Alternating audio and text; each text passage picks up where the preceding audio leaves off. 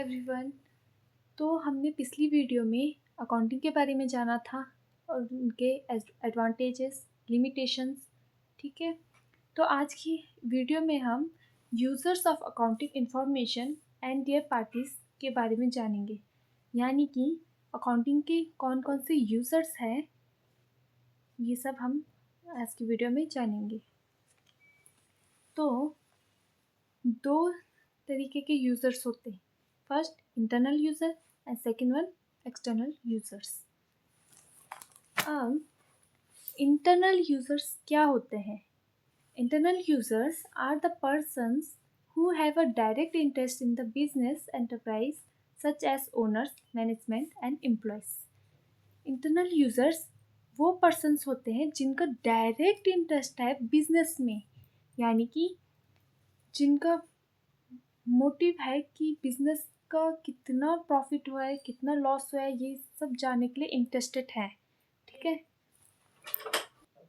Internal users में 3 user आते हैं हमारे, ओनर्स, मैनेजमेंट एंड एम्प्लॉयज़। अब ओनर को क्यों ज़रूरत होती है अपना फाइनेंशियल स्टेटमेंट जानने की? क्योंकि ऑफकोर्स वो ओनर है तो उसे जानने का हक है कि हमारी ऑर्गेनाइजेशन में कितना प्रॉफिट हुआ है, कितना लॉस हुआ है, क्या हमारी ऑर्गेनाइजेशन इंक्रीज़ हो रही है, डिक्रीज़ हो रही है। तो ये सब ओनर को जानना होता है, इसलिए ओनर भी वेट करता है फाइनेंशियल स्टेटमेंट का, ठीक है। Second one in management. अब मैनेजर को बहुत सारे डिसीजन लेने पड़ते हैं, प्लानिंग करनी पड़ती है, और वो प्लानिंग कैसे कर पाएंगे? जब हमारे पास फाइनेंशियल रिपोर्ट होगी, ठीक है, तभी तो मैनेजर कोई डिसीजन ले पाएगा, उसके अकॉर्डिंग कंपैरिजन कर पाएगा, है ना। और एम्प्लॉयज़ को क्यों ज़रूरत होती है फाइनेंशियल स्टेटमेंट जानने की? क्योंकि एम्प्लॉयज़ वर्कर होते हैं हमारी ऑर्गेनाइजेशन के, तो उन्हें ये रहता है कि हमारी सैलरी बढ़ेगी या नहीं। अगर प्रॉफिट होगा तो ऑफकोर्स सैलरी बढ़ेगी थोड़ी बहुत, अगर नहीं हुआ तो नहीं। लेकिन प्रोविडेंट फंड क्या रेगुलरली डिपॉजिट होता है, जो कि बैलेंस शीट में शो होता है, ठीक है, लाइबिलिटी साइड, क्योंकि वो एम्प्लॉयज़ के लिए होता है जो कि फर्म को देना पड़ता है, ठीक है। मैं आपको बैलेंस शीट के बारे में सब बताऊंगी, इसमें कौन कौन से आइटम्स वगैरह आते हैं, ठीक है, क्या चीज़ें आती हैं, ये मैं आपको बताऊंगी आगे, ठीक है। तो सबसे पहले ओनर के बारे में जान लेते हैं।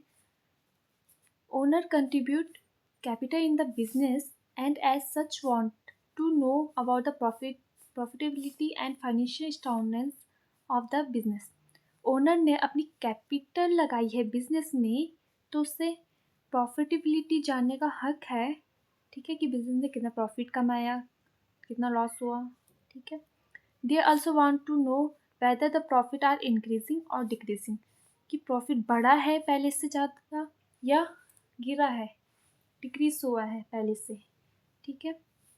What are the reasons for the increase और डिक्रीज इन प्रॉफिट, क्या रीज़न थे, किस वजह से हमारा प्रॉफिट बढ़ा है और किस वजह से हमारा प्रॉफिट घटा है, ठीक है। All such information is provided by accounting, ये सारी इंफॉर्मेशन अकाउंटिंग के थ्रू ही प्रोवाइड की जाती है, ठीक है।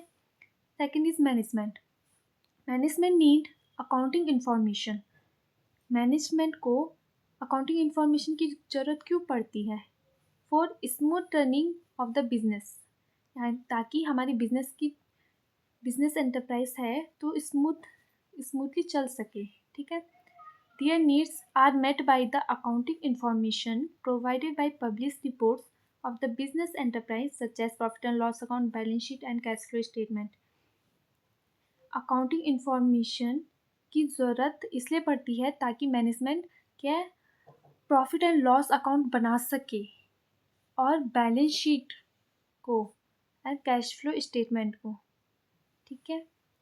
Take a loan from which source, management decide करते हैं हमें किस सोर्स से लोन लेना है, बैंक के थ्रू लेना है या पब्लिक के थ्रू लेना है, ठीक है।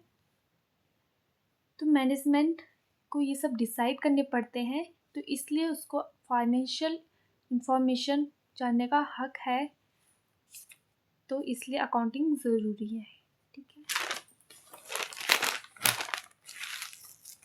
नेक्स्ट है employees. Employees need information about the points of a business to assess the ability of the business to pay higher wages and bonuses. They may also use the financial statement to ascertain whether various amounts due to them, such as provident fund, is being deposited regularly. Employees को financial information जानने का इसलिए हक है क्योंकि अगर finance profit होगा तो उन्हें क्या हायर वेजेस मिलेंगी, ठीक है, और बोनसेस मिलेंगे। और प्रोविडेंट फंड रेगुलरली डिपॉजिट होता है यानी ये फाइनेंशियल स्टेटमेंट में ही पता चलता है, यानी कि बैलेंस शीट में ही पता चलता है, ठीक है। सेकेंड इज एक्सटर्नल यूजर, नाम से ही पता चल रहा है कि बाहर के लोग, है ना, जो ऑर्गेनाइजेशन से बाहर रहते हैं। तो इंडिविजुअल्स और organization who have present individuals or organization who have present or future interest in the business enterprise but are not part of the management are called external user of accounting information। यानी कि ऐसे लोग और ऐसी organisation जिसका present में अभी और फ्यूचर इंटरेस्ट है हमारी ऑर्गेनाइजेशन में, पर वो मैनेजमेंट का पार्ट नहीं है, उससे हम एक्सटर्नल यूज़र बोलते हैं। अब एक्सटर्नल यूज़र कौन कौन से होते हैं? हमारे क्रेडिटर्स हो गए, बैंक्स हो गए, government, investors, potential investors, consumers, public, financial analyst, trade union, researchers, ठीक है। तो ये सब हमारे एक्सटर्नल यूज़र्स हैं जो कि हमारी मैनेजमेंट का पार्ट नहीं है, पर इनका हमारी ऑर्गेनाइजेशन में प्रेजेंट अभी का और फ्यूचर कल का इंटरेस्ट है हमारी बिजनेस एंटरप्राइज में, ठीक है। ये जानना चाहते हैं हमारी फाइनेंशियल इंफॉर्मेशन को कि हमारी कंपनी कितना प्रॉफिट कमा रही है, कितना लॉस कमा रही है, ठीक है।